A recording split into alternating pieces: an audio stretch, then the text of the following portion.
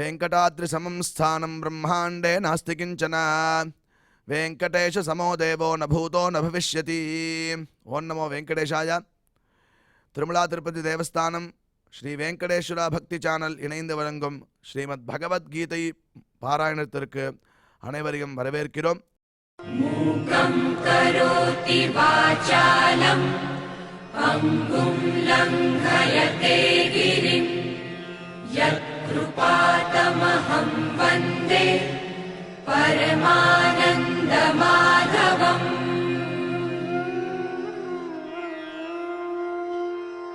करारविन्देन पदारविन्दम् मुखारविन्दे विनिवेशयन्तम् वटस्य पत्रस्य पुटे शयानम् बालं मुकुन्दम् मनसा स्मरामि.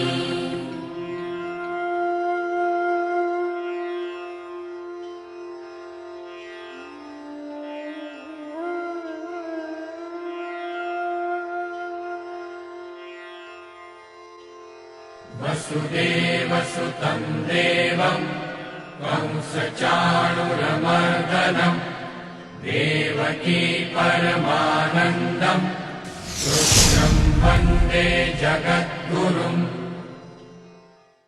साक्षात् भगवाने भगवद्गीतयिल नाहं वेदैः न तपसा न दानेन न चेज्जया शक्य एवं विधो द्रष्टुं दृष्टवानसि मां यथा அப்படின்னு 11வது அத்தியாயத்தில் 53வது ஸ்லோகம். அதுக்கு அடுத்த ஸ்லோகம் பக்தியா த்வனன்யா சக்யா அஹமேவம் விதோர்ஜுன ஞாத்தும் திரஷ்டுஞ்ச தத்வேன பிரவேஷ்டுஞ்ச பரந்தபா அப்படின்னு பகவான் ஸ்வயம் தன் முகத்தினாலேயே தன்னை அடைய வேண்டிய மார்க்கத்தை காட்டுகிறார். பக்தியினாலே நான் அடைய முடியும், பக்தியினாலே என்னை அடைய முடியும்னு காட்டுறார். அர்ஜுனனுக்கு இந்த இடத்துல உபதேசம் பண்ணார். இதே மாதிரி பாகவதத்திலையும் 11வது ஸ்கந்தத்தில் உத்தவன் அப்படிங்கிற பெரிய பக்தனுக்கு உபதேசம் பண்ணுறார். நசாதகதி மாயோகா நசாங்கியம் தர்ம உத்தவ ந ஸ்வாத்தியாகஸ்தபஸ்தியாகா யசா பக்திர் மமோர்ஜிதா அப்படின்னு சொல்லி பக்தியாக மேகயாகிராஹ்யா அப்படின்னு சொல்கிறார். பக்தியினாலேயே நான் கட்டுப்படுவனாக ஆவேன் அப்படின்னு அந்த இடத்துல காட்டுறார். அப்படின்னா பக்தினா என்ன அப்படின்னு நம்ம விசாரம் பண்ணணும். பகவத்கீதையிலையும் பகவான் பக்தியினாலே நான் கட்டுப்பட்டவனாக இருக்கிறேன்கிறார். பாகவதத்திலையும் இதே சொல்கிறார். அப்படின்னா பக்தினா என்னன்னு நம்ம விசாரம் பண்ணணும். பண்ணினோன்னா பகவத்கீதையில் இன்னொரு இடத்துல சொல்லும்போது ஸ்வகர்மனா தமபியர்ச்சியா சித்திம் விந்ததி மாணவகாங்கிறார். தன்னலம் இல்லாமல் எல்லாம் பகவானோடுது அப்படின்னு ஒரு நினைப்போட செய்யக்கூடிய செயலே பக்தி அப்படின்னு பகவானே சொல்கிறார்.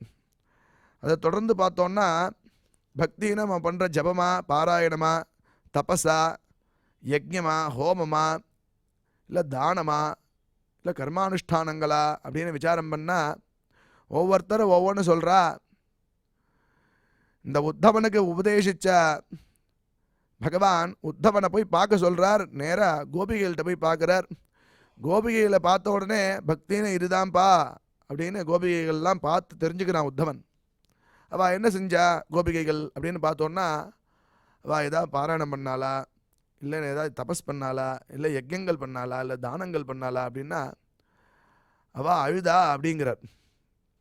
அழுதாளா அப்படின்னா அழுறதுக்கு காரணம் என்ன அப்படின்னா அந்த பற்று அப்படின்னு சொல்கிறார். பற்றுன்னு என்னென்னா பற்றுக்கு காரணமாக இருக்கக்கூடியது பிரேமை அப்படிங்கிற அன்புங்கிறது.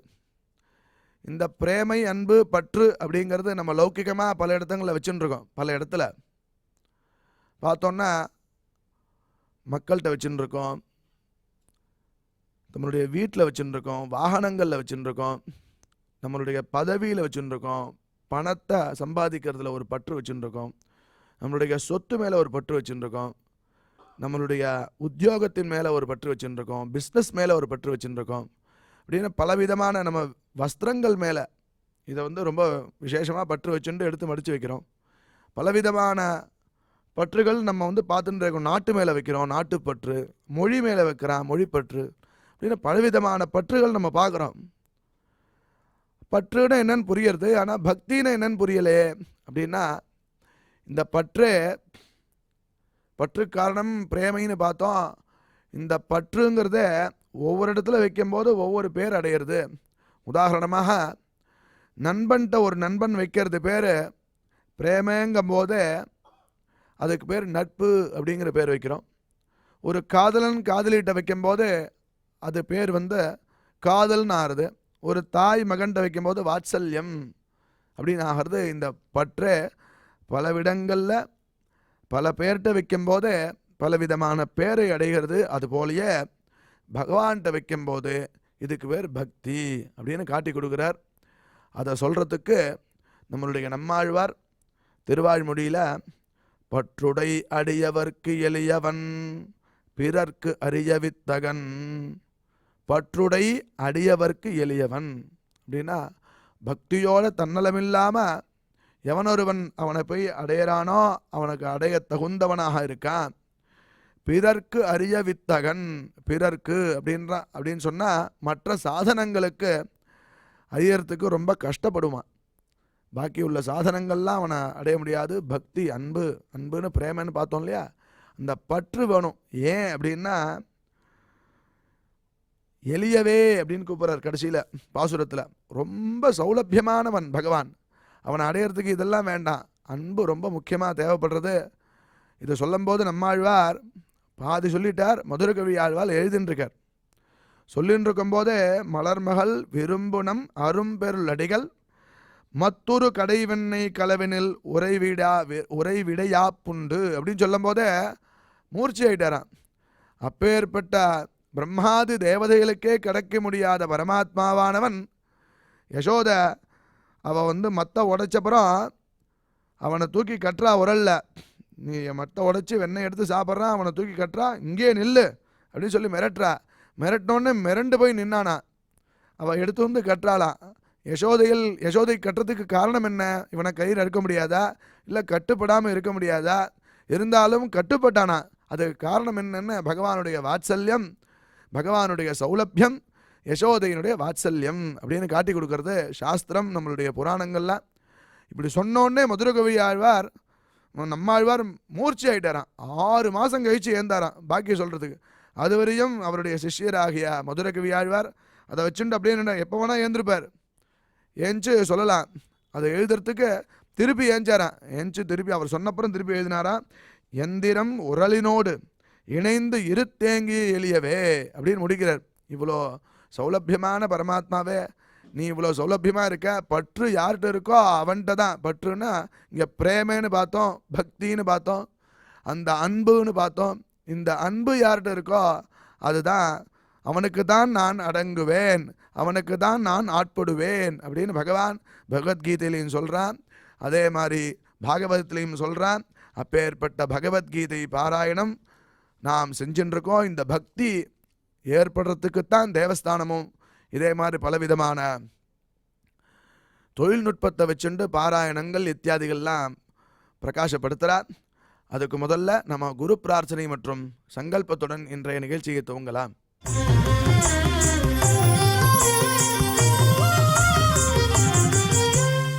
ஸ்ரீ குரு பிரார்த்தனா. குரு பிரம்மா குருர் விஷ்ணுர் குருர்தேவோ மகேஸ்வரः குரு சாக்ஷாத் பரம் பிரம்ம தஸ்மை ஸ்ரீ குரவே நமः.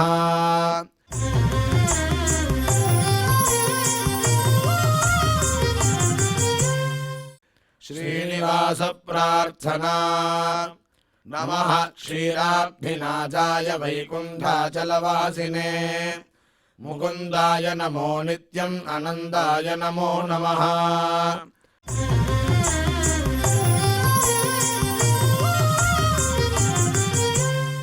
अथ श्रीमद्भगवद्गीता पारायण संकल्पः.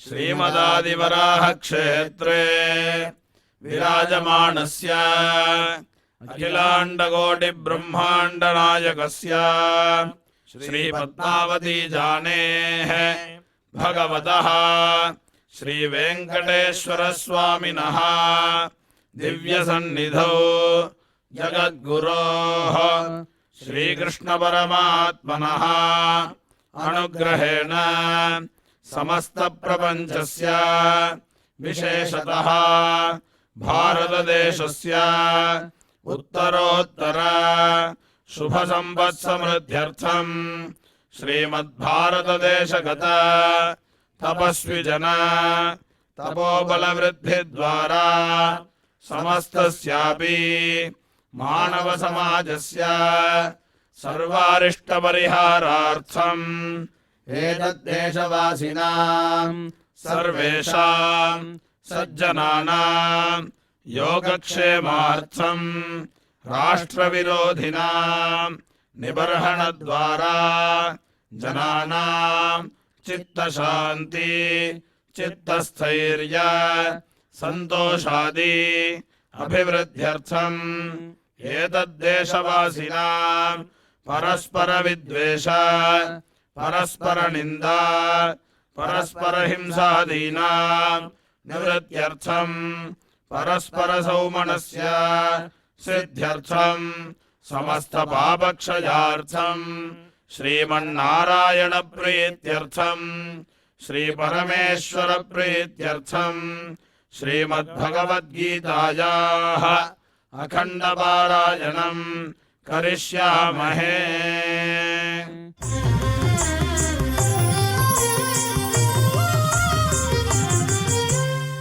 श्रीगीता प्रार्थना श्रीवत्साङ्गम् महोरस्कम् वनमाला विराजितम् शङ्खचक्रधरम् देवम् कृष्णम् वन्दे जगद्गुरुम्।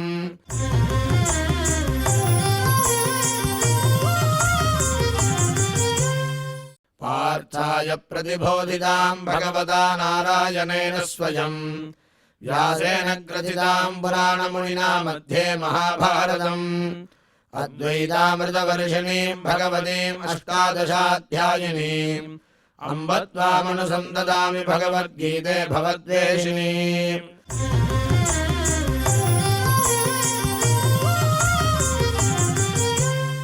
श्रीवेदव्यास प्रार्थना व्यासम् वसिष्ठनप्तारम् शक्तेः पौत्रमकल्मषम् पराशरात्मजम् वन्दे सुखदातम् तपोनिधिम्। यत्र योगेश्वरः कृष्णो यत्र पार्थो धनुर्धरः तत्र श्रीर्विजयो भूतिर्ध्रुवाणि धर्मधर्ममा।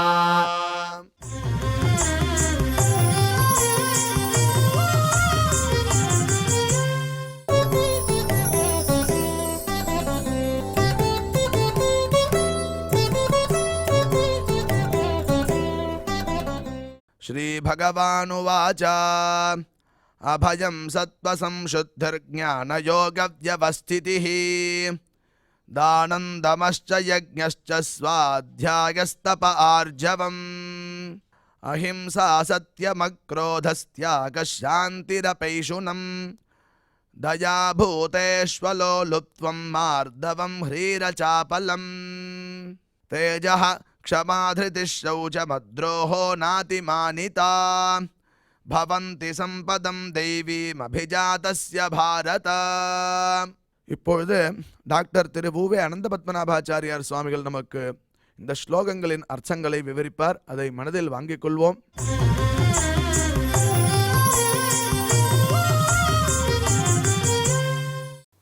श्री भगवानुवाच अभयं सत्त्वसंशुद्धिः ज्ञानयोगव्यवस्थितिः दानं दमश्च यज्ञश्च स्वाध्यायस्तप आर्जवम् अहिंसा सत्यमक्रोधः त्यागः शान्तिरपैशुनम् दया भूतेष्वलोलुप्त्वं मार्दवं ह्रीरचापलम् तेजः क्षमा धृतिः शौचम् अद्रोहः नातिमानिता भवन्ति सम्पदं दैवीम् अभिजातस्य भारत. ஓம் நமோ பகவதே வெங்கடேஷாய. ஆத்மகுணங்கள் என்று கௌதம தர்மசூத்திரத்தில் சொல்லப்படுகின்றன. அஷ்டாவாத்மகுணாக என்பதாக 8 விதமான குணங்கள் சொல்லப்படுகின்றன. அந்த 8 விதமான குணங்கள் ஒருவனுக்கு இருந்தது என்றால் அவனுடைய பெருமை உலகத்தவர்க்கு தெரியும். அதாவது ஆத்மகுண சம்பன்னர் என்று சொல்லுவார்கள். அடியனுடைய ஆச்சாரியன் பரமபதித்த பொழுது, அதாவது இறந்த பொழுது, பல வித்வான்கள் அவரை குறித்து பெருமையாக பேசினார்கள். அவரை குறித்த புகழ் மாலையை பாடினார்கள். அப்பொழுது மகாவித்வான் ஸ்ரீ வலையப்பேட்டை ராமானுஜ ராதாச்சாரியார் சுவாமி அடியனிடத்தில் தெரிவித்த விஷயம் என்ன என்றால், கௌதம தர்மசூத்திரத்தில் சொல்லப்பட்டிருக்கக்கூடிய பகவத்கீதையில் தெய்வீ சம்பத்தாக சொல்லப்பட்டிருக்கக்கூடிய அனைத்து ஆத்ம குணங்களும் நிரம்பியவர் உன்னுடைய ஆச்சாரியன் என்று பரிபூர்ணமாக அனுகிரகம் செய்தார். அடியனுடைய ஆச்சாரியனுடைய பெருமையை பேசி அடியனை அனுகிரகித்தார். கௌதம தர்மசூத்திரத்தில் சொல்லப்பட்டிருக்கக்கூடிய 8 ஆத்ம குணங்களும் பகவத்கீதையின் 16வது அத்தியாயத்தில் தெய்வீ சம்பத்தாக சொல்லப்பட்ட அனைத்து நற்பண்புகளும் நிறைந்தவர் உன்னுடைய ஆச்சாரியன் என்று சொன்னார். இது அடியனுக்கு எவ்வளோ பெரிய பெருமை! அதாவது உலகம் புகழும் பண்பாளராக, குணங்கள் உடையவராக ஒரு ஆச்சாரியனை அடைந்திருக்கக்கூடிய அடியேன் ஒரு சாத்வீகமான அகங்காரத்தில் நமக்கார நிகர் நானிலத்தை என்னும் பெருமையை பெறுகிறேன். எனவே நாம் நம்மை இதுதான், this is the right time to check our own self. அப்போ ஒரு பேட்டரி செக் பண்ணுறோம், ஒரு டயரில் ஏர் செக் பண்ணுறோம் இல்லையா, அதே மாதிரி இன்வெர்டர் அப்பப்போ வாட்டர் சரியாக இருக்கான்னு செக் பண்ணுறோன்றா, அதே மாதிரி தான் இப்போ நாம் செக் பண்ணிக்கணும், நம்மளை சுய பரிசோதனை பண்ணிக்கணும். சுனிஷ்டாபிஜானம்னு பேர். இதில் எத்தனை குணங்கள் நம்மளால் ப்ராக்டிஸ் பண்ண முடியும், எத்தனை குணங்கள் நமக்கு விட்டுட்டு போகிறதையும் நம்ம கவனிக்கணும். ரெண்டுத்தையும் நாம் பார்க்கணும். நான் 2 விதமாக நான் சொல்கிறேன். முதல்ல அபயம் பார்த்தோம், சத்வ சம்சுத்திகி பார்த்தோம். கொஞ்சம் நிதானமாக தான் இதை பார்த்துட்டு இருக்கோம். நான் ஏற்கனவே சொல்லிட்டேன், இதை கொஞ்சம் எக்ஸ்பிளைன் பண்ண போகிறேன். நல்லா எக்ஸ்பிளைன் பண்ணினா தான் புரியும். இதை எக்ஸ்டென்சிவாக இதை பார்த்தா தான் புரியும் நமக்குன்றதுனால தான் நான் இதை எக்ஸ்பிளைன் பண்ணிட்டு போயிட்டு இருக்கேன். அபயம் சத்வ சம்சுத்திகி பார்த்துட்டோம். சத்வ சம்சுத்தினா இந்த மாதிரி சாத்விக குணத்தை நாம் புரிஞ்சுக்கணும். அப்போ மனசு ஒரே மாதிரி அந்த ஏகை பாவம்ன்றது இருக்கணும், மனசு சுத்தமாக இருக்கணும். இப்போ ஒரு 10 எபிசோடுக்கு முன்னாடி சொன்ன ஞாபகம் இருக்கா, ஆத்ம சுத்திலேனி ஆச்சாரமதிகேல் சித்த சுத்திலேனி சிவபூஜிலேலரா அப்படின்னு வேமன பத்தியத்தில் தெலுங்கில் கேட்பான். வெறும பாத்திரத்தை சுத்தி பண்ணிகிட்டே இருந்தா, தேய்ச்சினே இருந்தா, அந்த விம் பார் போட்டு 100 எலுமிச்சையினுடைய சக்தின்னு போட்டு தேய்ச்சா சரியாக தேய்க்கலன்னா பாத்திரத்தில் என்ன இருக்கும்? அது நான் பாத்திரத்தில் பால் காய்ச்சினோம். சரி, நேற்று என்ன பண்ணியிருக்கேன், அந்த பாத்திரத்தில் வேறு ஏதோ புளி கரைச்சி வச்சுருக்கேன், அது சரியாக அலம்பலை. இப்போ பாலை கொட்டி அந்த பாத்திரத்தில் பாலை காய்ச்சினா பால் ஆகும், தெரிஞ்சு தானே போகும். பாண்ட சுத்திலேனி பாகமுலையலரா, பாத்திரம் சரியாக தேய்க்கலனா இல்லையா, அந்த பாத்திரத்தில் சபீனா இருந்தது, சரியாக அலம்பலை, இப்போ அதில் பாலை கொட்டினா என்ன ஆகும்? கெட்டு போய்டும் இல்லையா. ஆத்மா சுத்தி இருந்தால் தான் பகவான் இருப்பான். மனசுன்றது சுத்தி இருக்கணும்மா. மணியுல ஜீவுல மானச சரசுல அன்னமாச்சாரியருடைய கீர்த்தனை பார்த்தோம். மனசுன்றது ஒரு அந்த அந்த மனசுன்றது ஒரு சரஸ். சரஸ்னா அர்த்தம் ஒரு புஷ்கரணி, ஒரு குளம். அந்த குளம் சுத்தமாக இருக்கணும் சுவாமி, அந்த குளம் சுத்தமாக இருக்கணும். அப்புறம் தேவப்பெருமாள் ஸ்ரீனிவாசன் திருவேங்கடமுடியான்றதான ராஜஹம்சம் அந்த மனசில் வந்து உட்காரும். சத்வசம் சுத்தி. அதுக்கு என்ன பண்ணணும்? பெரியோர்கள் யாரோ சொன்னா யாருக்கிட்டையும் போகக்கூடாது, பெரியோர்கள் பின்னாடி வரணும், பெரியவா சொல்கிறது கேட்கணும். இன்னைக்கு ப்ராப்ளமே அதுதான் தெரியுமில்லையோ. இஹசந்தோ நவாசந்தி சதோவா நானும் வர்த்தசேனா சீதாதேவி. ஏண்டா ராவணா, அவனுக்கு நல்லது சொல்கிறவா யாரும் இல்லையா, நல்லது சொல்கிறவா யாரும் சொல்கிறதே நீ கேட்க மாட்டியா, யாரையோ போய் கேட்டுருக்கீங்க, யாரோ சொன்னா யார் சொல்கிறதே கேட்டுருக்கீங்களா, நாங்கள் சொல்கிறதே கேளுங்களேன்னா. மகான்கள் சொல்கிறதே கேளுங்கோ. ஆனால் ரஜோகுணம் தமோ குணம் இல்லாமல் இருக்கணும். ராகாதி தூஷிதே சித்தே நாஸ்பதி குருதே ஹரிகின்னு காமக்ரோத ரௌப மத மாத்சரியாதிகள் இருக்கிற சூழ்ந்திருக்கக்கூடிய மனசில் பகவானுடைய சாநித்தியம்ன்றது கிடையவே கிடையாது. ஞான யோக வியவஸ்திதி, ஞான யோக வியவஸ்திதி. உடம்பை காட்டிலும் ஆத்மாவானது வேறானது. இந்த இடத்துல ஞான யோகம்னு சொன்னால் ஞான யோகத்தை சொல்லலை. ஞான யோகம்ன்றது ஞான யோகத்தை சொல்லலை. இங்கே கீழே கர்மயோகம், ஞான யோகம், பக்தி யோகம் அந்த விஷயம் இங்கே சொல்ல வரல. ஆத்ம விவேகம். ஜடபரத ரகுகணனுக்கு உபதேசம் பண்ணது, ரிஷபதேவர் தன்னுடைய பிள்ளைகளுக்கு உபதேசம் பண்ணது, அவதூதர் ராஜாவுக்கு உபதேசம் பண்ணது, சுகபிரம்மம் பரீட்சித்துக்கு உபதேசம் பண்ணது, சனத் சுஜாதர் திருதராஷ்டனுக்கு உபதேசம் பண்ணது, வியாசர் மகாபாரதத்தில் உபதேசம் பண்ணது, கிருஷ்ணன் அர்ஜுனனுக்கு உபதேசம் பண்ணது, இது எல்லாம் தேகம் ஆத்ம விவேச்சனம். தேகத்துக்கும் ஆத்மாவுக்கும் இருக்கக்கூடிய வித்தியாசம் என்ன, தேகத்துக்கும் ஆத்மாவுக்கும் இருக்கக்கூடிய ஏகீபாவம் என்ன, எந்த விதத்தில் நாம் அதை ஒன்றா பார்க்கணும், எந்த விதத்தில் வித்தியாசப்படுத்தி பார்க்கணும். அதனால் யோகான்னு அர்த்தம், உபாயம்னு அர்த்தம். அப்போ ஞான யோகம்னு சொன்ன அர்த்தம் ஞானமாகிற உபாயம், அதாவது சாஸ்திரத்தினால் ஏற்பட்ட ஆத்மாவின் அறிவினால் உண்டாகக்கூடிய சிந்தனம்.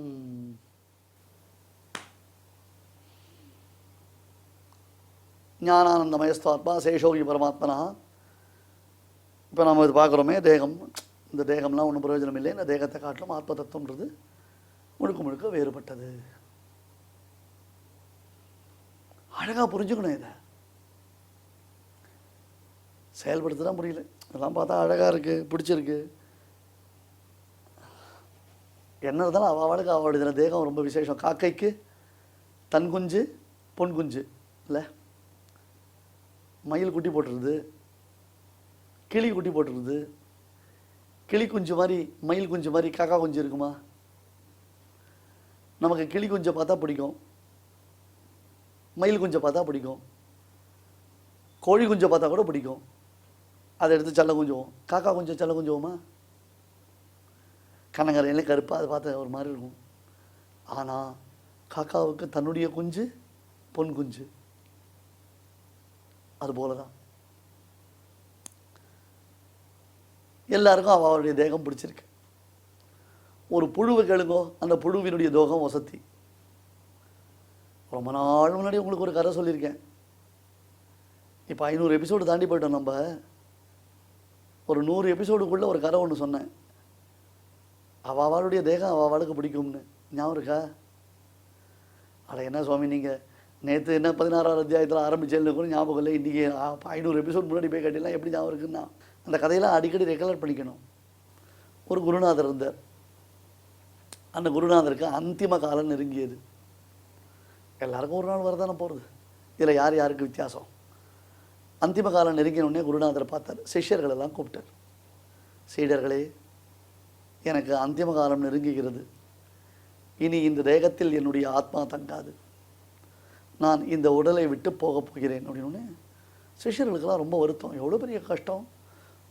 குருநாதர், ஒரு சத்குருநாதர் இடத்துல இருந்து அவரிடத்துல எல்லாத்தையும் தெரிஞ்சுண்டு திடீர்னு அவர் இறந்தாரேயானால் அந்த இழப்பு ஈடு செய்ய முடியாதது என்று உணர்ந்தவர்களுக்குத்தான் தெரியும். அடியவங்களாம் அதை அனுபவிச்சவா. அவ்வளவு சீக்கிரம் எங்கள் குருநாதர் எங்களை விட்டுட்டு போயிடுவார் நினச்சி கூட பார்க்கல. அந்த மாதிரி ஆயிடுச்சு. இன்னிவரெல்லாம் அதை ஈடு செய்ய முடியாத ஒரு இழப்பது. சிஷ்யர்கள்லாம் நடரா, என்ன சுவாமி பண்ணுறது, என்ன சுவாமி பண்ணுறதுன்னு. அப்போ குருநாதர் சொன்னார், எனக்காக நீங்கள் ஒரு உதவி செய்ய வேண்டும்னு. சொல்லுங்க குருவே, காத்துருக்கோம் நாங்கள் எல்லாரும். எனக்கு என்னுடைய கர்மாவின்படி அடுத்த பிறவி பன்றிக்குட்டியாக பிறக்கப் போகிறேன். குரு சொல்கிறார், நான் அடுத்த பிறவி பன்றிக்குட்டியாக பிறக்கப் போகிறேன். அது ரொம்ப நீச்சமான பிறவி. பன்றியாக பிறக்கிறது யாருக்காவது பிடிக்குமா? சாக்கடையில் போய் ஒழிஞ்சிக்கிறது யாருக்காவது? சாக்கடையை பார்த்தாலே கடுப்பாக இருக்கிறது, நாத்தமாக நாரில். எனக்கு அது பிடிக்கலை. நீங்கள்லாம் என்ன பண்ணுறீங்க? நான் எங்கே பிறப்பேன்னு இவருடைய தப்போபலம் தெரியுது. பெரிய யோக சித்தி இல்லையா அவருக்கு? பக்கத்து தெருவில் ஒரு பண்ணையாள் இந்த பன்றிகளை வளர்த்துட்டுருக்கான். அதில் ஒரு வெள்ளைப்பன்றி இருக்குது. அந்த பன்றி நாளை காலையில் 10 மணிக்கு குட்டி போடும், பிரசவிக்கும். அதில் 7வது குட்டி நான் குட்டியாக பிறக்க போகிறேன், அந்த பன்னி குட்டியாக பிறக்க போகிறேன். மற்ற லாஜிக்கெலாம் நீங்கள் பார்க்கக்கூடாது, கதையை மட்டும் கவனிக்கணும். 7வது குட்டியாக நான் பிறக்க போகிறேன். அது ரொம்ப நீச்சமான ஜென்மா, மகா மட்டமான ஜென்மா. எனக்கு பிடிக்கவே இல்லை. நான் பிறந்த உடனே என் தலையில் ஒரு பெரிய கல்லை போட்டு கொன்னுடுங்க. ஒரு கல்லை போட்டு கொன்னுடுங்க. அந்த பிறவி முடிஞ்சதுன்னா அடுத்த பிறவி இதே போல் நல்ல குருநாதர் பிறவி, மறுபடியும் எனக்கு ஒரு நல்ல பிறவி கிடச்சிரும், நான் அந்த பிறவியில் வந்துடுவேன் அப்படின்னு. உடனே சிஷ்யர்கள், குருவே நாங்கள் காத்து கொண்டிருக்கிறோம். உங்கள் தலையில் கல்லை போடுற பாக்கியம் எந்த சிஷ்யனுக்கு கிடைக்கும்? எங்களுக்கு கிடைச்சிருக்கிற பாக்கியத்தை நாங்கள் மிஸ் பண்ண மாட்டோம். குறி தவறாமல் உங்கள் தலையில் கல்லை போட்டுட்டான்.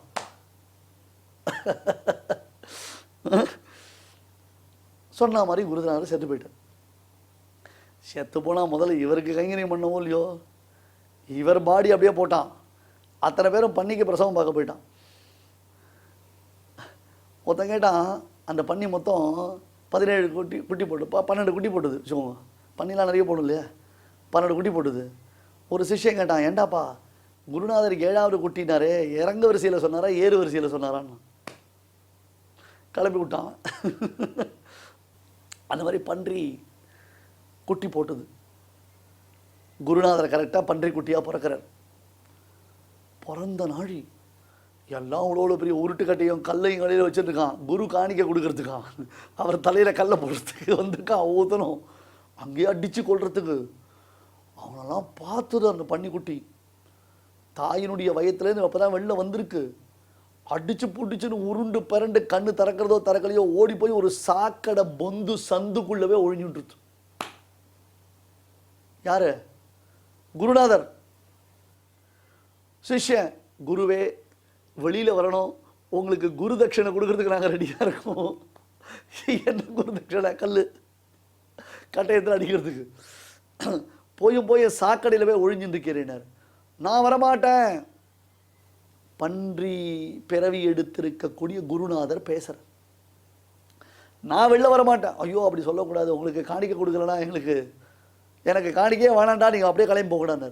சுவாமி என்ன சுவாமி இது, கிட்ட வர முடியல, நாத்தமாக நாடுறது சாக்கடை, அதுக்குள்ளே போய் ஒழிஞ்சுட்டீங்களே நீங்கள், வெளில வர மாட்டேட்டீங்களே, அதுலேருந்து வெளில இந்த தேகத்தை விடுவிக்க வேண்டாமா? டேய், போன தேகத்தில் இருந்த பொழுது, குருநாதராக நான் பிறந்திருந்த பொழுது பன்றியான பிறப்பு எனக்கு அருவருக்கத்தக்கதாக இருந்தது. ஆனால் இப்பொழுது நான் பன்றியாக பிறந்தவுடன் எனக்கு இந்த பிறவி பரமபோக்கியமாக இருக்கிறது, மனித பிறவி அருவருக்கத்தக்கதாக இருக்கிறது.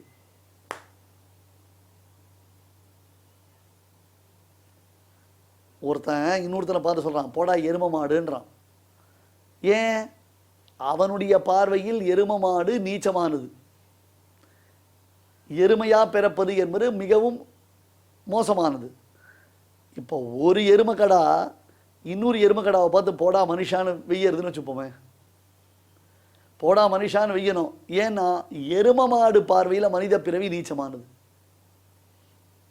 அன்னமாச்சாரியார் சொல்ற, ஈக்கு அதனுடைய பிறவி உயர்ந்தது, கொசுவுக்கு அதனுடைய பிறவி உயர்ந்தது, புழுவுக்கு அதனுடைய பிறவி உயர்ந்தது, மனிதனுக்கு அவனுடைய பிறவி உயர்ந்தது.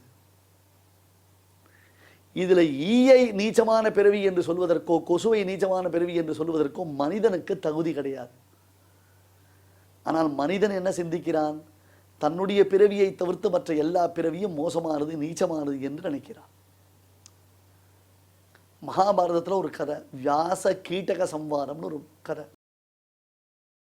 ஒரு தெருவை, ஒரு ரோடை கிராஸ் பண்ணணும். வியாசரை நின்றுட்டு இருக்கார். பக்கத்தில் ஒரு புழு, இன்செக்ட் புழு. அந்த புழு 4 அடி போகிறது, நெளிஞ்சு போகிறது, இப்படி திருப்பி பின்னாடி வருது, திருப்பி முன்னாடி போகிறது, திருப்பி பின்னாடி வருது. என்ன பண்ணுறேன்னு கேட்டார் வியாசர் அந்த புழுவை பார்த்து. புழு சொல்லித்து, நான் இந்த ரோடை கிராஸ் பண்ணணும், அதுக்காக முயற்சி பண்ணுறேன். சரி போயேன். என்ன சுவாமி சொல்கிறீர்? நான் ஒவ்வொரு தடவை 10 அடி எடுத்து வச்சேவும் வண்டியாக வருது, மாட்டு வண்டி அந்த மாதிரி வண்டியெலாம் வந்திருக்கு. 4 பேர் நடந்து போகிறான், அவன் காலில் மெரிப்பட்டா அவன் கீழே புழு இருக்கா பார்த்துட்டா போவான். ஒரு 10 மாட்டு வண்டி வரிசையாக போகிறது, அது கீழே புழு இருக்கா என்ன இருக்குன்னு பார்த்துட்டா போவோம். ஒரு தட்டடிதான் புழு கதை என்ன ஆகும்? சப்பக்க நசுக்கிடாது, அப்படி நசுக்கி போயிட்டாரு. என்ன சுவாமி இப்படி சொல்கிறீங்கோ? நான் எப்படி அந்த பக்கம் போக முடியும்? அந்த பக்கம் தான் ரோட்டில் வண்டி வருதுன்னு. வியாசர் சொன்னார், நீ புழு தானே போனா என்ன உனக்கு அப்படின்னார். புழுக்கு கோவம் வந்துடுச்சு. அது கோச்சுட்டுது. வியாசரை பார்த்து சொல்லிது, அது என்னை பார்த்து நீ செத்து போகணும்னு சொல்கிறீர்? நீ புழு தானே என்ன சொல்கிறார்? நீர் வியாசர் தானே? அந்த வண்டி வருது, அதுக்கு நடுவில் தற்கொலை பண்ணிக்கிறவன் நடுவில் தலையை வச்சு படுத்துக்கோமே. 10 மாடு ஓடி வருது, அந்த மாடு ஓடி வரச்சே நீ வழியில் படுத்துக்கோமா. 4 மெரிச்சுன்னா மாடு நீர் செத்து போயிடுவார். நீர் தான் செத்து போமே. நான் வியாசர் அப்படின்னார் அவர். நீர் வியாசராக இருந்தால் நான் புழு. வியாசராக இருந்தால் உமக்கு பெருமை, புழுவாக இருந்தால் எனக்கு நீச்சம்னு யார் சொன்னா சுவாமி? உமக்கு புழுவாக இருக்கிறது நீச்சமாக இருக்குது, எனக்கு நீர் வியாசராக போகிறதுக்கு நீச்சமாக இருக்குது. என்னை செத்து போட்டு சொல்கிறதுக்கு நீர் யார்? என்னை பார்த்து நீர் எப்படி அப்படி சொல்லலாம் அப்படின்னு அந்த புழு கேள்வி கேட்டுது. அப்படி அந்த புழு அந்த கேள்வி கேட்கறது. இதான் வியாச கீட்டக சம்பாரம். கீட்டகம்னா புழு. அப்போ இந்த தேகம் நமக்கு கிடைச்சி கொடுத்துன்றதுனால நம்ம வசத்தியாக நினச்சிட்டு இருக்கோம். இன்னொரு தேகத்தை நம்ம பார்க்கச்சு என்ன பண்ணுறோம்? மட்டமாக பார்க்குறோம். அந்த மட்டமான தேகத்தில் இருக்கிற ஒரு ஆத்மா இருக்கு பாருங்க, அது என்ன பண்ணுறது? தன் தேகத்தை விட மற்ற தேகத்தை மட்டமாக பார்க்குறது. கம்பளி பூச்சி அருவு இருக்கத்தக்கது தானே, முள்ளம்பன்றி அருவு இருக்கத்தக்கது தானே. இப்போ கம்பளி பூச்சி தேகத்தில் இருக்கிற ஒரு ஜீவனை பார்த்து ஏன்டா இந்த கம்பளி பூச்சி ஜென்மாகிறது கஷ்டப்பட்டு இருக்க, இதை விட்டு வெளில வாயன்னு சொன்னால் அது ஒத்துக்குமா? அது ஏன்னா கம்பளி பூச்சி தேகம் அதுக்கு ரொம்ப போக்கியம். உனக்கு கம்பளி பூச்சி அருவு இருக்கத்தக்கது, கம்பளி பூச்சிக்கு கம்பளி பூச்சி தேகம் போக்கியமானது. இதெல்லாம் என்ன, எதனால் இந்த பிரச்சனை வருது? தேகத்தை காட்டிலும் ஆத்மா வேறுபட்டது, தேகம் அழியும் ஆத்மா அழியாது என்பது தெரியாததுனால. அது தெரிஞ்சவன் யாரு? ஞான யோக வியவஸ்திதி. அதை தெரிஞ்சவன் யாரு? ஞான யோகத்தில் நிலை பெற்றவன், ஞான யோகத்தின் பால் நிற்பவன், தேக ஆத்ம விவேச்சனத்தை பெற்றவன். அபயம் சத்வ சம்சுத்திகி ஞான யோக வியவஸ்திதி. தானம், தானம்னா நியாயமாக நாம் சம்பாதித்த பொருள்களை எல்லாம் நல்ல பாத்திரத்தில் நாம் தானம் பண்ணணும். பாத்திரம் அறிந்து பிச்சை இடுனா அவர் பிளாஸ்டிக் வச்சுருக்காரா, வெள்ளி வச்சுருக்காரா, இல்லை எவசலர் வச்சுருக்காரா அப்படின்னா அந்த பாத்திரம் இல்லை. நாம் ஒருத்தருக்கு 10 ரூபா கொடுக்குறோம் சுவாமி, 10 ரூபா கொடுக்குறோம். அந்த 10 ரூபாய் வாங்கிட்டு போய் அவன் சாராயம் வாங்கி குடிக்கிறான். நாம் கொடுத்த 10 ரூபாயில் அவன் சாராயம் வாங்கி குடிச்சிட்டு அங்கே போகிற வர பொம்மநாடிகள்லாம் பிடிச்சி கை பிடிச்சி எடுக்கிறான், தப்பு தப்பாக பேசுகிறான். இப்போ பாப்பம் யாருக்கு தெரியுமா? நமக்கு தான். ஏன்? அவன் நாம் 10 ரூபா கொடுத்தா என்ன பண்ணுவான்னு தெரியாமல் அவனுக்கு நம்ம தானம் பண்ணோம் பாருங்கோ, அதான் தப்பு, அதான் தப்பு. இன்னொருத்தர் திருப்பதிக்கு நடந்து வரேன்னு வேண்டிட்டு இருக்க, நல்ல செல்வந்தர் சுவாமி, அவருக்கு ஒன்றும் பைசா குறைச்சல் இல்லை. ஆனால் பிச்சை எடுத்துட்டு திருப்பதிக்கு நடந்து வந்து பெருமாளை சேவிக்கிறேன்னு சொல்கிறார். அவர் எடுக்கிற பிச்சை என்ன பண்ண போகிறார்? 10 பைசா அவர் எடுத்துக்க மாட்டார், அதை கொண்டு போய் திருவேங்கடம் உண்டியில் தான் போடுவார். ஆனால் என்ன பண்ணுறார்? மடி பிச்சை எடுக்கிறார். எதுக்காக? அது ஒரு பிரார்த்தனை. ஏன்னா அது இவ்வளோ பணக்காரனை உட்காந்து பிச்சை எடுத்துட்டு இன்னும் சொத்து சேர்த்துட்டுருக்கியா? போகாதா அவனுக்கு சொத்து சேர்த்ததெல்லாம் போகாதா? பெருமாள் பேரை சொல்லி பிச்சை எடுக்கிறியா? சே, கேவலமா இல்லை அப்படின்ட்டு நம்ம போகிறோம். பார்ப்போம். உனக்கு கொடுக்கறதுக்கு இஷ்டம் இல்லைன்னா போயிடு. பாருங்கோ, முதல்ல நீ பரிதாபப்பட்டு கொடுத்த அது பாபம், அதனால் உனக்கு பாபம் வந்தது. இதில் அவன் பண்ணுறது தப்பு, அவன் ஏதோ வேணுன்ட்டே பிச்சை எடுக்கிறான், சொத்து சேர்க்கறதுக்காக பிச்சை எடுக்கிறான், பெருமாள் பேரை சொல்லி பிச்சை எடுக்கிறான் அப்படின்னு நீ அவனை நிந்தித்தாய், அதுவும் தப்பு. அப்போ நான் ஹவு டு ஐடென்டிஃபை? நான் எப்படி அவனை தெரிஞ்சுக்கிறது? தெரிஞ்சா பண்ணு, தெரியாட்டனா போயிட்டே இரு. தெரிஞ்சா பண்ணு, தெரியாட்டனா போயிட்டு இரு. ஒரு ராஜா, அந்த ராஜாவிடத்தில் சில ரிஷிகள் வரா சுவாமி. அவள் வேற ஏதோ ஒரு காரியமாக வந்திருக்கா, வேதத்தில் ஒரு கதை இது. அப்போ அந்த ராஜா அவளை வரவேற்றான், கை கூப்பினான். சரியான சமயத்துக்கு நீங்கள்லாம் வந்திருக்கேள், எனக்கு ஒரு பெரிய பாக்கியம் கிடச்சிருக்கு, எனக்கு ஒரு அனுகிரகம் பண்ணணும். நான் இப்போ யாகம் பண்ணுறேன், அந்த யாகத்தில் நிறைய எல்லாருக்கும் தட்சிணைகள் கொடுத்துட்டுருக்கேன், தானங்கள் கொடுக்குறேன், நீங்கள் வாங்கிக்கணும்னு. அவள் வாங்கிக்க மாட்டேன்ட்டான். தானம் கொடுக்குறான், அவனே வந்து கொடுக்குறான், ராஜா கொடுக்குறான்னா எவ்வளோ கொடுப்பான்? வாங்கிக்க மாட்டேன்ட்டான். ராஜா யோசிச்சான், நம்ம இவ்வளோ கொடுக்குறோமே, ஆனால் இவள் வாங்கிக்க மாட்டேன்றாளே, என்னவா இருக்குன்னு. அப்புறம் உடனே அவகிட்ட சொன்னான், நீங்கள் தப்பாக நினச்சிக்காதீங்கோ, நான் சரியான வழியில் தான் இந்த காசு பணத்தை சம்பாதிக்கிறேன். மக்களுக்கு வரிச்சுமைகளை அதிகமாக்கியோ, இல்லை மக்களிடத்தில் அடித்து பிடுங்கியோ, அல்லது மற்ற வகையில் மது மாமிச வியாபாரங்கள் செய்து அதனால் கிடைக்கிற வருமானத்தை கொண்டோ நான் தானம் பண்ணல. பார்த்தேடா, நான் சொல்கிறது புரியுதா? மது மாமிசங்களை வியாபாரம் செய்து அதனால் கிடைக்கும் வருமானத்தை உங்களுக்கு நான் தானம் பண்ணலை. இன்றைக்கி அரசாங்கம் எப்படி நடக்கிறதுன்னு கேட்டால் நம்ம என்ன சொல்கிறோம்?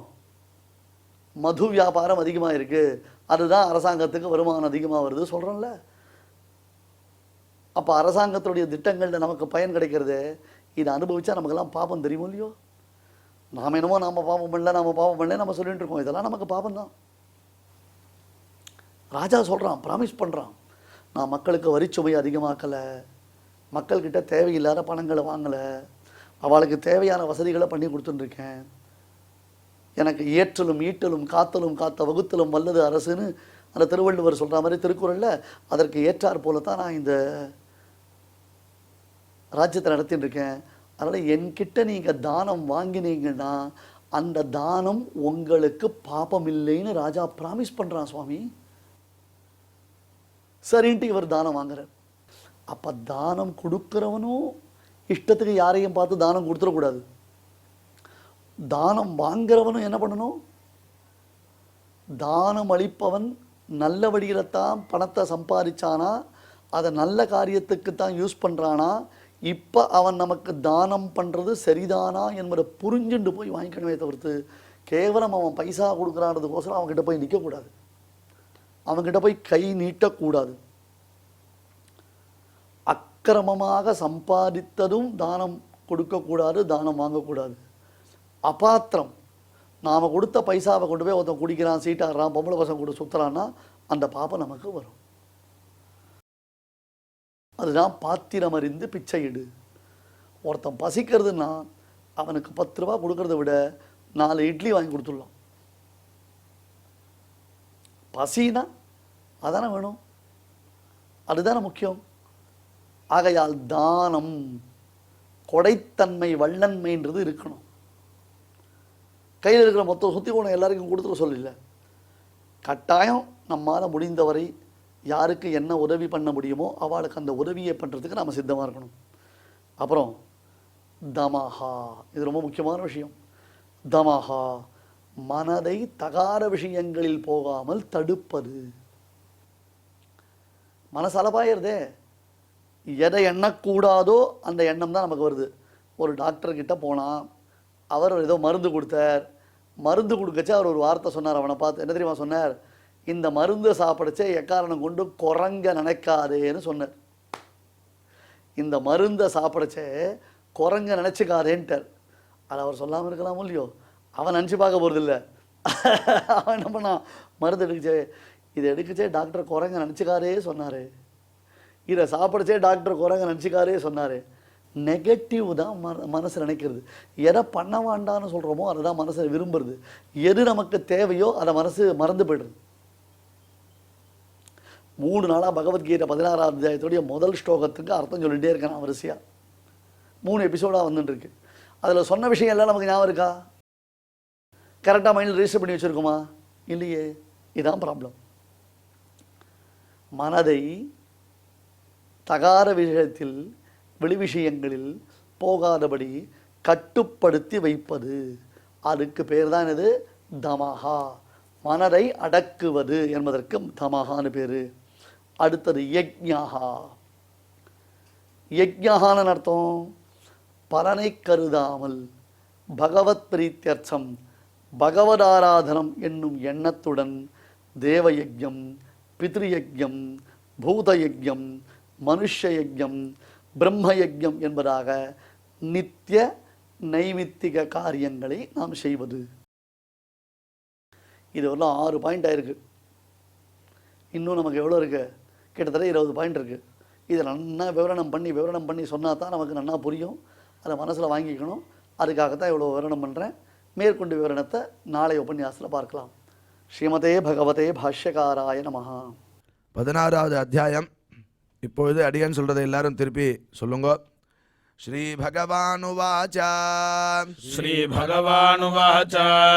அபயம் சத்வ சம்சுத்திஹ. அபயம் சத்வ சம்சுத்திஹ. ஞானயோக வியவஸ்திதிஹ. ஞானயோக வியவஸ்திதிஹ.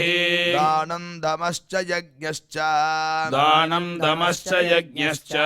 ஸ்வாத்யாயஸ்தப ஆர்ஜவம். ஸ்வாத்யாயஸ்தப ஆர்ஜவம்.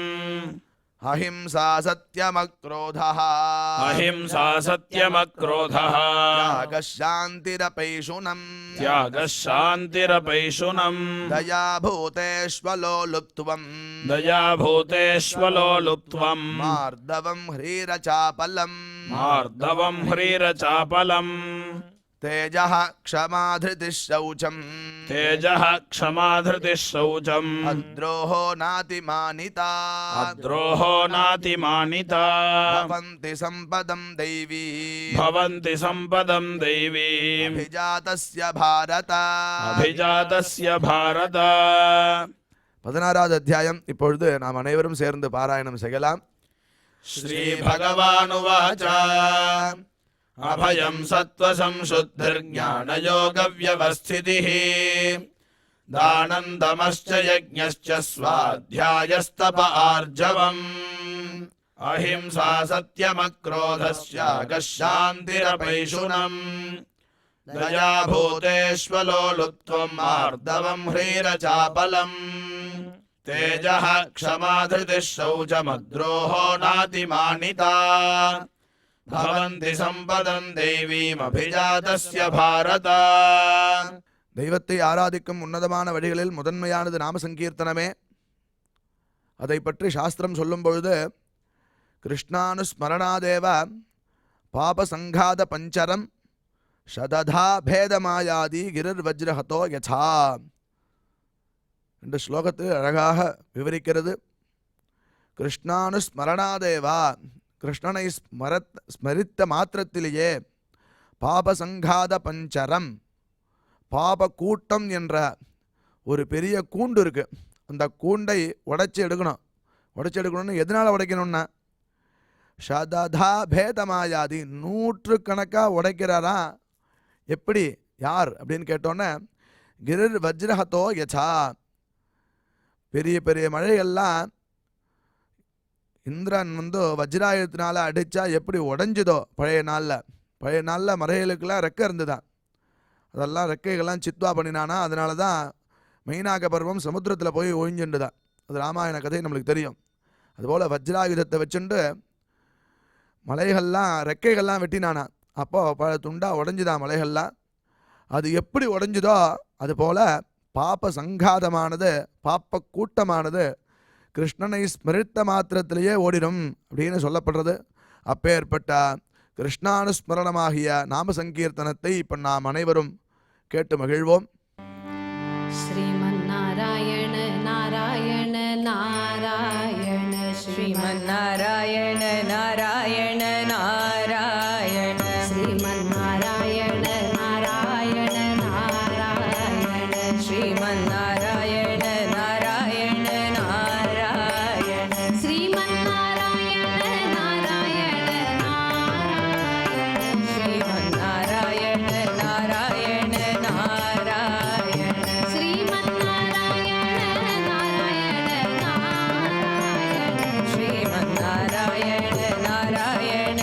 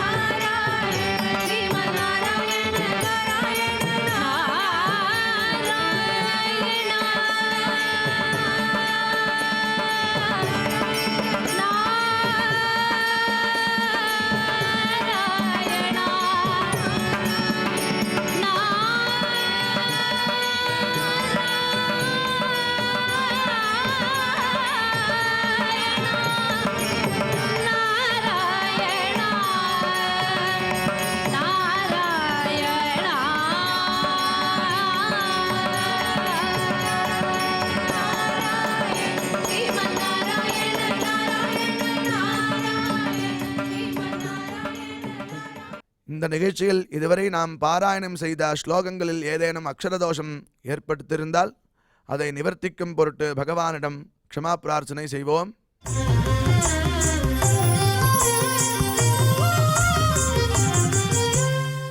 अथ क्षमा प्रार्थना यदक्षरपदभ्रष्टम् मात्राहीनम् च यद्भवेत् तत्सर्वम् क्षम्यताम् देवनारायण नमोऽस्तु ते.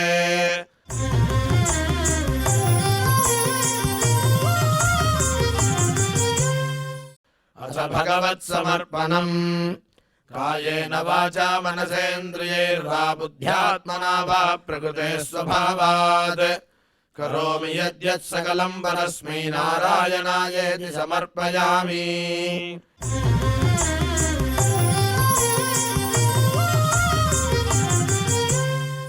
अथ लोकक्षेम प्रार्थना सर्वे भवन्तु सुखिनः सर्वे सन्तु निरामयाः सर्वे भद्राणि पश्यन्तु मा कश्चित् दुःखभाग् भवेत्. பகவானுடைய கிருபை நாம் அனைவருக்கும் கிடைக்க வேண்டி மங்களாசாசனத்துடன் இன்றைய நிகழ்ச்சி நிறைவு பெறுகிறது. நாளை மீண்டும் இதே நிகழ்ச்சியில் சந்திக்கலாம். ஓம் நமோ வெங்கடேஷாய.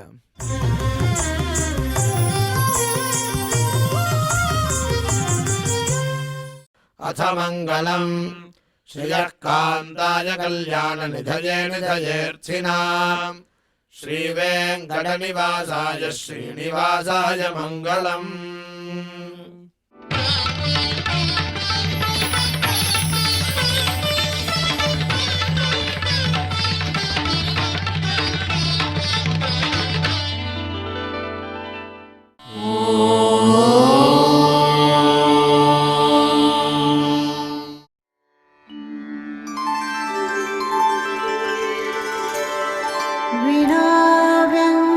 विनाव्यङ्कटेशं ननाथो ननाथः सदा व्यङ्कटेशं स्मरामि स्मरामि.